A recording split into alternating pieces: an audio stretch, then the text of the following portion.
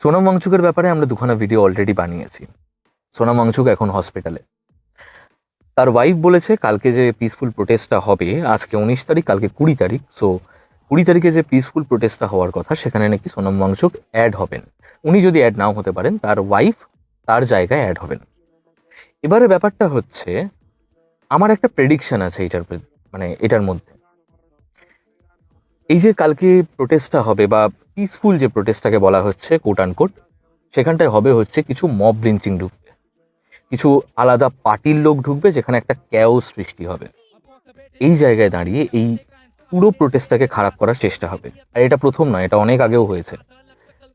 সোনাম ওয়াংচুক যখন লাদাখে প্রোটেস্টটা করলো, তখন কিছু লোক ঢুকলো, পুরো জায়গা ভাঙচুর করলো, আগুন জ্বালালো, একটা মব লিঞ্চিং হলো।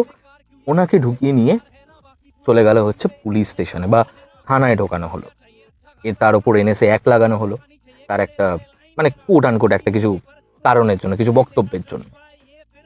এইবারে এই প্রোটেস্টটা নিয়ে আমার এটা মতামত যে কি, কালকের যে প্রোটেস্টটা হবে, ওই প্রোটেস্টটাকে যদি ঠিকঠাক মতো এক্সিকিউট না করা হয়, সেখানেও কিছু মব ঢুকবে, জিনিসটাকে খারাপ করবে।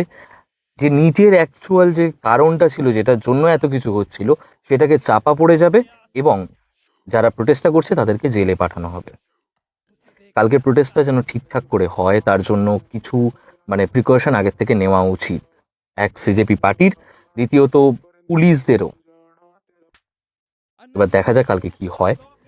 আমিও আমাদের আগ্রহে থাকবো, কোনো যদি আপডেট থাকে সেই আপডেটটা নিশ্চয়ই আপনাদের সাথে জানাবো। থ্যাংক ইউ সো মাচ, ভালো থাকবেন।